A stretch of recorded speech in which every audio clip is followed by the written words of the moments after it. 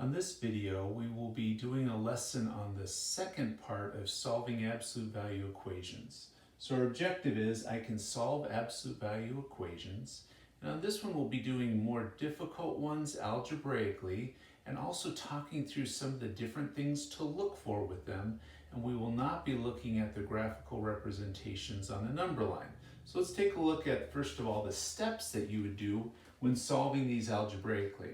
The first thing you want to do when solving an absolute value equation is you want to isolate the absolute value. That means get that absolute value by itself.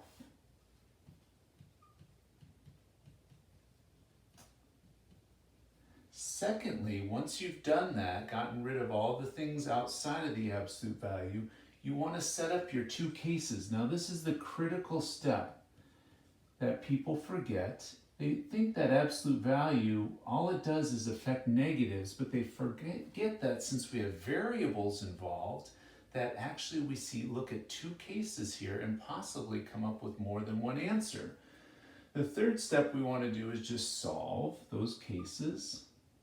And then we want to do a check. Now this check we can kind of do a little earlier, but also we want to check to make sure that what we've come up with as solutions makes sense in the problem. That's to avoid some errors. So let's look at this first one here. Again, when you look at this, some people will look at it and say that absolute value will just get rid of the negatives inside the absolute value. That's not the case when there's a variable. Instead, what you want to do is first step, isolate the absolute value. It's already by itself, so we've got that step taken care of. Next, we want to set up our two cases. So case one is just where you take and drop the absolute value.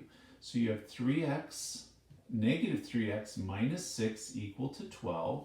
And then the second case you set up when you do this is you take whatever's on the inside and put an opposite in front of it. So opposite of 3x minus 6 equals 12. And now we're going to solve each of those individually. Here I'll add 6 to both sides. Negative 3x is equal to 18.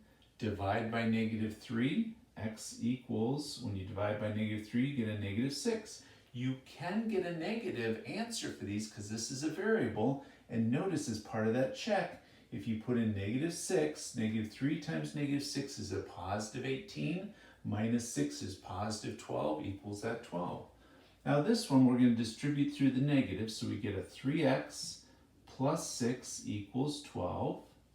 Now we'll subtract 6 from both sides, so you get 3x equals 6. Divide by 3 on both sides, and you get x equal to 2. And when you check that, you put that in, you get negative 3 times 2 is a negative 6. Negative 6 minus 6 is negative 12. The absolute value of a negative turns it into a positive 12. So they both check, so our answer is negative 6 and 2 for that. Now this problem here, we do have to isolate the absolute value. Notice it's got a plus 5 here and it's got 8 times the absolute value. We got to get rid of those. So the first step is I'm going to subtract 5, order of operations. You get rid of the weakest order of operations first. So we're going to subtract 5. You get 8 times the absolute value of 2x minus 4. Subtract 5 from both sides, you get equal to 0. If you divide by 8 on both sides, you get 2x minus 4 equal to 0. And now, because 0 divided by 8 is just 0, now what we have is, this is one of the situations, one of those cases where if we set up the two cases, you get exactly the same thing. So when it's equal to 0, you only get one answer when that absolute value is equal to it. Let's see what I mean by that. First case, I'll say C1 is 2x minus 4 equals 0. Add 4 to both sides, you get 2x equal to 4 and x equal to 2. Double check real quick, you get 4 minus 4 is equal to 0.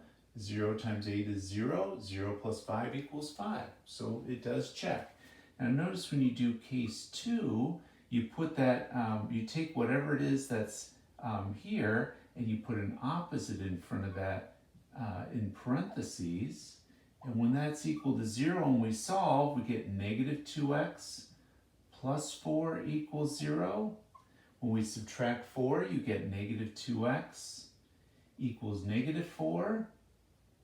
And when you divide by negative 2, you get x equal to positive 2. You get the exact same answer. We already checked it, that it works. So what I need to remind you of, when you get an absolute value isolated and it's equal to 0, you only need to do the one case of dropping the absolute value and solving and checking to see that that works. Now, this next one is another kind of special case. If you watch here, I don't have anything being added or subtracted to the absolute value, but I do have this negative 7 times the absolute value. Let's get rid of it by dividing by negative 7. So you get the absolute value of 10 minus 3x is equal to 6 divided by negative 7, which gives me negative 6/7. Now, here's the special case where I can just say, I'm going to stop right there and say no solution. If you were to solve this with both cases and get both answers and put it back in, it wouldn't work. And the reason why is absolute value can't equal a negative. Absolute value either has to equal a positive or 0 to solve it. If it equals a negative, you get no solution. Now, we'll take a look at our fourth one. Let's work through all these steps. So let's isolate our absolute value. I'm going to get rid of the negative 4 first by adding 4 to both sides. So you get 2 times the absolute value of 3x plus 1. If I add 4 to both sides, you get equal to 14. Divide both sides by 2 to get rid of that in front. So you get the absolute value of 3x plus 1 is equal to 7. Now we want to go ahead and set up our two cases. I'll set up case 1, I'll call it C1 over here. 3x plus 1 is equal to 7. You just drop the absolute value in the first case, subtract 1, you get 3x equal to 6. Divide by 3, you get x equal to 2 for our first answer. Let's double check that. 2 plugged in here, you get 6 plus 1 is equal to 7. 7 times 2 is 14. 14 plus negative 4 is equal to 10. It solves. Let's do case 2. Case 2 is where you take that and put it opposite in front of the quantity inside the absolute value. So we'll put it in parentheses.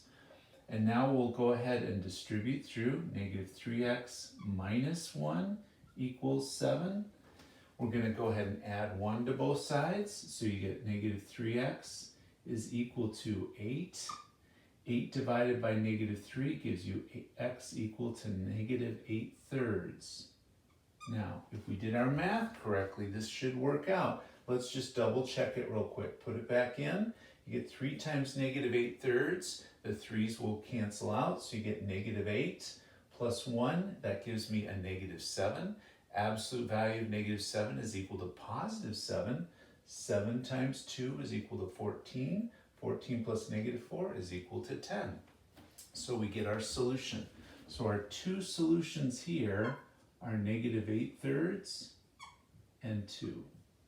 So here are several examples of how to solve more difficult absolute value equations, remembering that you should follow these 4 steps, especially get the absolute value by itself, and then go ahead and set up your 2 cases to solve, remembering the special cases that if it equals 0 when you get the absolute value by itself, you really only need to do 1 case to save yourself time, and you'll get only 1 solution.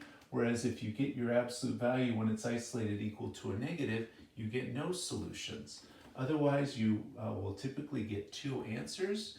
Check to make sure that you've done your work correctly and you have your solutions to absolute value equations.